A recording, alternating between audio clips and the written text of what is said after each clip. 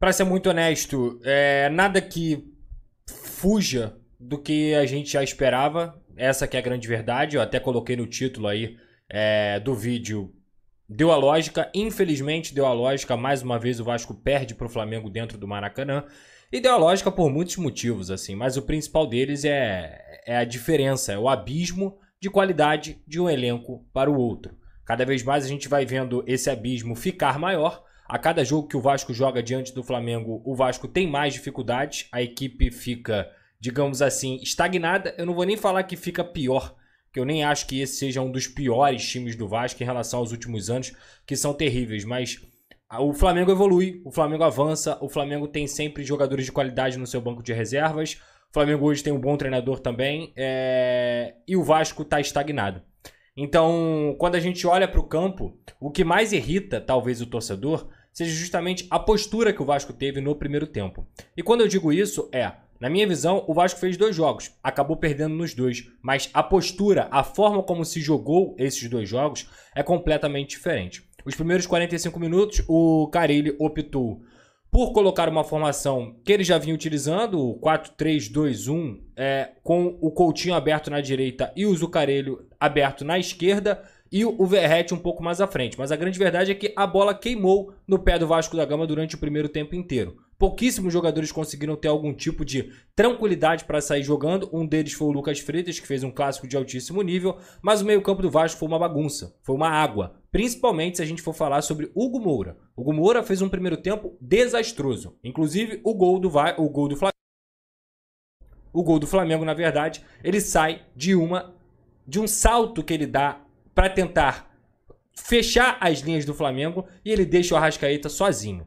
No exato momento que o Arrascaeta recebe o passe que o meio-campo do Vasco tá um buraco, que ele consegue achar ali na ponta direita o Gonzalo Plata, que vem costurando e sofre o pênalti do Lucas Zucarelli. Inclusive o Lucas Zucarelli é um nome que a gente pode abordar bastante, porque no primeiro tempo ele se limitou a marcar, sacrificado completamente por um time que não tem pontas, por um time que não tem jogadores de velocidade, e ele é um garoto ainda, é um jovem, é uma joia, e que está sendo sacrificado justamente por conta da incompetência da diretoria e não ter dado jogadores de velocidade ainda para o Carille. E ele comete o pênalti ali de uma forma até infantil, mas repito, não dá para cobrar o garoto. O grande culpado desse gol se chama Hugo Moura, que ele foi saltar essa linha, ele abre espaço, deixa o Arrascaeta sozinho na posição que era para ele estar e ele, obviamente, coroa, digamos assim, negativamente o péssimo primeiro tempo dele, que o Vasco acaba tomando um gol na bola de pênalti do Bruno Henrique.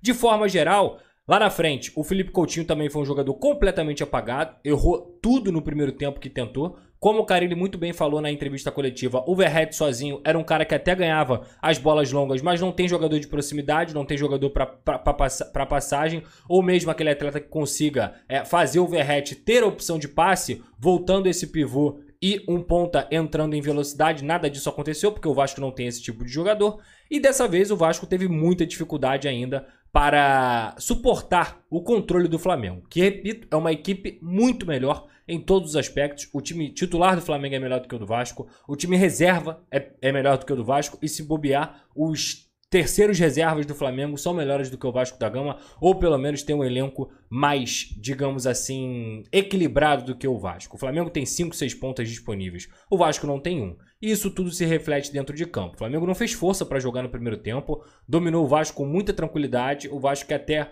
tinha colocado 2 linhas de 4 para tentar justamente não deixar o Flamengo jogar entre essas linhas, e as partidas do Hugo Moura, o Tietê, que foi outro apagado também. O Cocão, entre erros e acertos, foi o único que apareceu, mas foi vítima também de um meio campo totalmente desencaixado. E a situação só não foi pior ainda no primeiro tempo, porque o João Vitor e o Lucas Freitas fizeram partidas de altíssimo nível, expostos, sendo bombardeados o tempo inteiro, 1 contra 1 o tempo inteiro, e conseguindo jogar, tanto com a bola quanto sem a bola, mas principalmente sem a bola, conseguindo cortes importantes, conseguindo coberturas importantes. A dupla de zaga hoje, apesar do Vasco ter perdido de 2-0, talvez tenha sido o único ponto positivo da partida diante do Flamengo.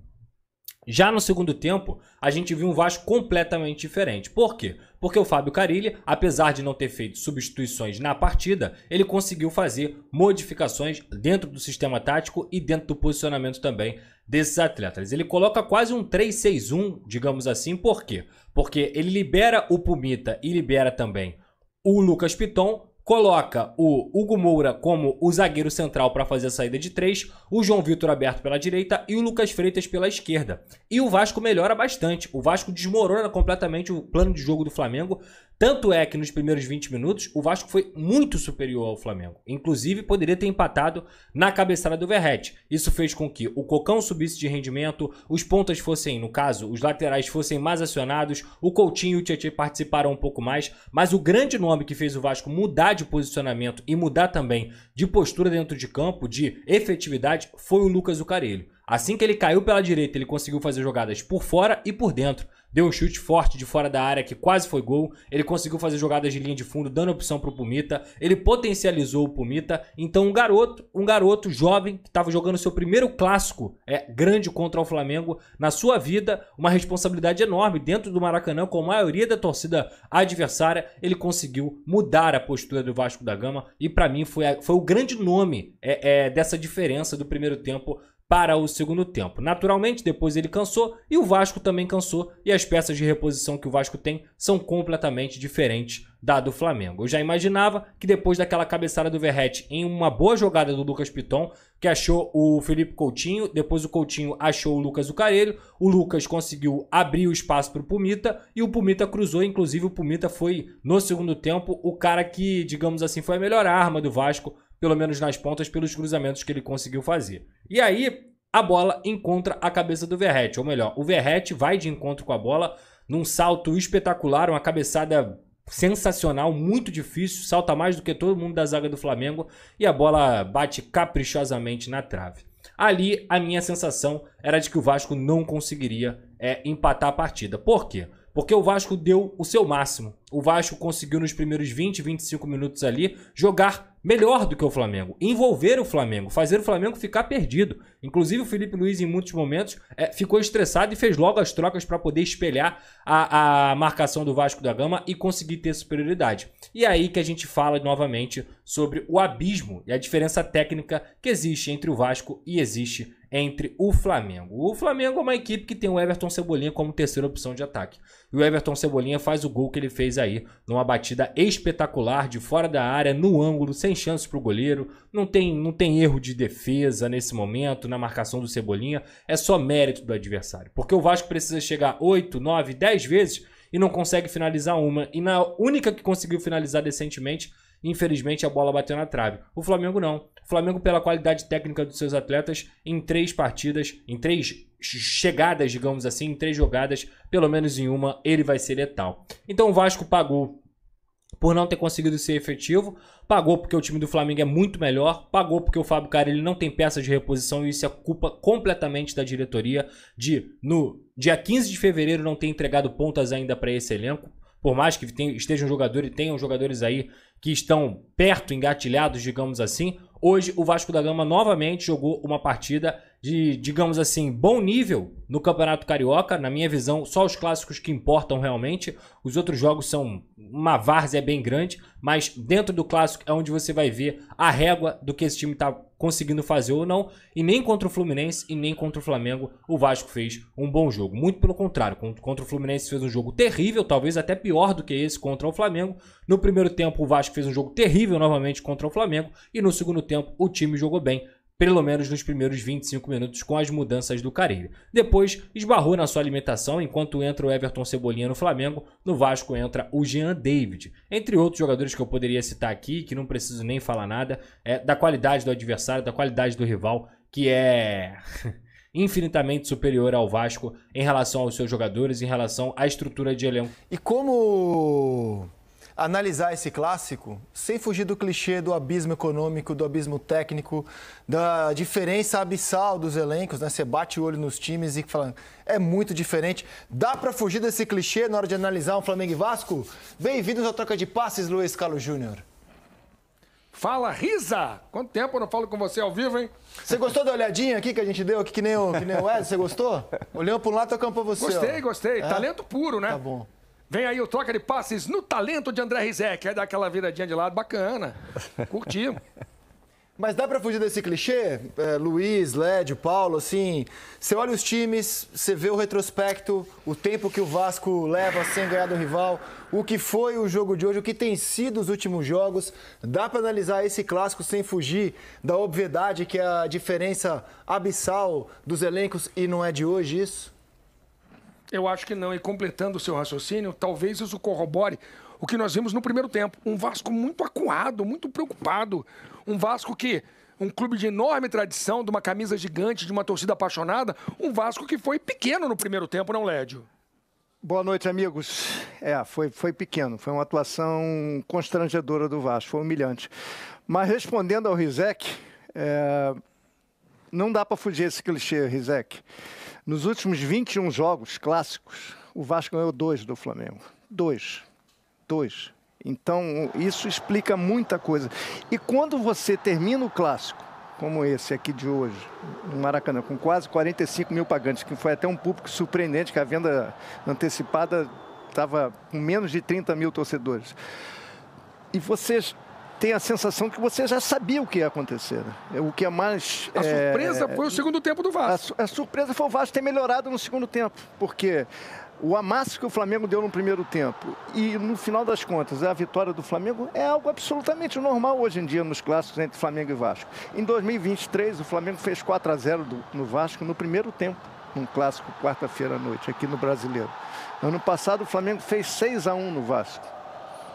Esse ano, o Vasco, no primeiro clássico, ele competiu só no segundo tempo. E assim mesmo durante 15 minutos. Depois o Flamengo fez as substituições e voltou a ter as rédeas e o controle do jogo. Então, respondendo a sua pergunta, Rizek, que é boa, mas ela remete muito mais à fragilidade do Vasco hoje do que o apogeu do Flamengo. O apogeu do Flamengo todo mundo já sabe. O Flamengo ganha título, tem muita força, tem banco. E o Vasco está muito longe de sequer equilibrar o clássico. Isso que é o mais... angustiante para o torcedor vascaíno. Muito angustiante. Houve o impedimento do Varela, portanto, anulado. O segundo gol seria gol do Gonzalo Plata. Gol do Plata, exatamente. Paulo Nunes, estamos no Troca, Paulo. Boa noite, Luiz, Lédio, né? Boa noite a todos aí, Rizek, Conrado, o mestre Mansur. Assim, eu vejo um jogo, primeiro tempo, né? Simplesmente do Flamengo. No segundo tempo, vou falar do segundo tempo, porque aí teve jogo. O Vasco competiu mais, aí a cabeçada do Verratti. Era um momento bom do Vasco. O Vasco mudou a postura, né? Acreditou mais no jogo, começou a marcar o Flamengo à frente. O Flamengo voltou um pouco desnorteado, né? Achando que já estava garantido. Não estava.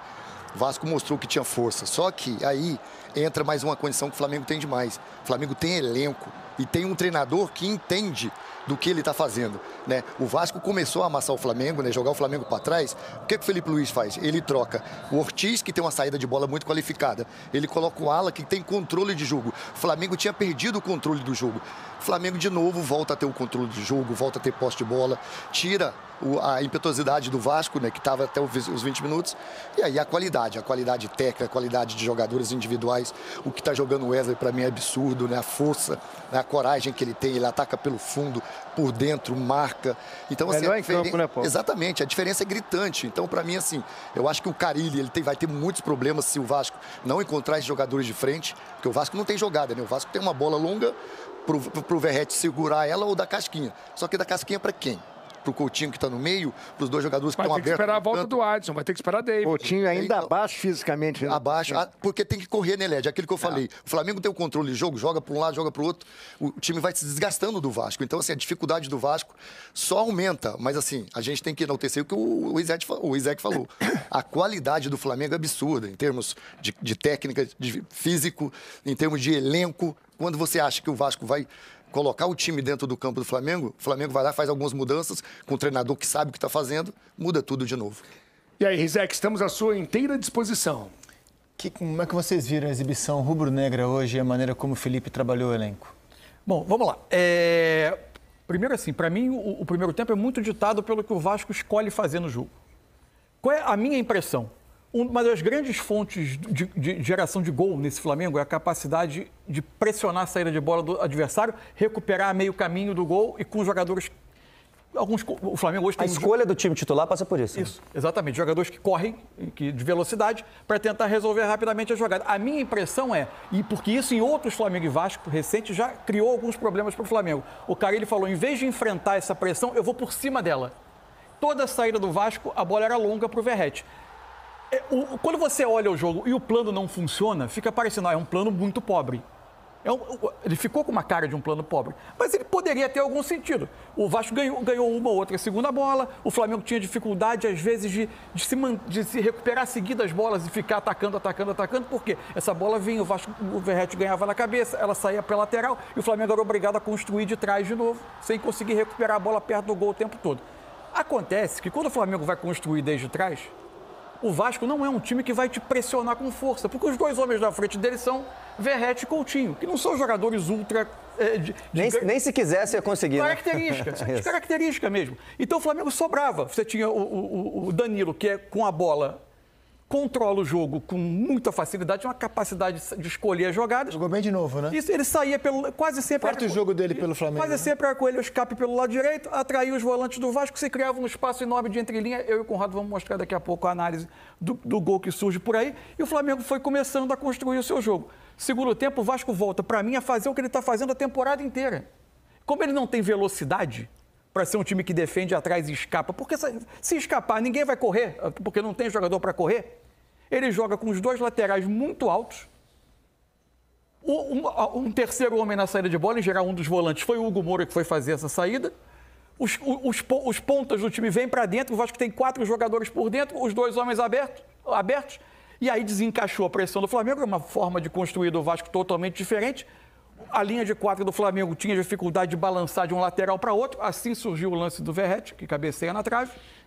E aí o Felipe Luiz intervém, porque aí tem uma questão do Flamengo. Não quero me estender muito para não sequestrar aqui a pauta. Só que eu acho que o Felipe Luiz intervém por 2 razões. Uma, quando o jogo precisa de mais saúde, ele, por vezes, precisa mexer em algumas peças, uma delas o Arrascaeta. É brilhante para desequilibrar jogos, mas em algumas circunstâncias hoje, além da sequência pesar muito nele, por vezes precisa. E ele colocou 2 jogadores muito trabalhadores pelo lado para conseguir equilibrar esse duelo físico do jogo. Eu vou devolver para a cabine, até para pedir as considerações finais do Luiz, do Paulo, do Lédio, depois da vitória do Flamengo com o maior público do estadual até aqui, né? A gente não teve ainda um Maraca lotado, mas um Maraca que viu hoje o Flamengo dominar completamente não, mas dominar o jogo e sair com a vitória. Meus caros, as considerações finais.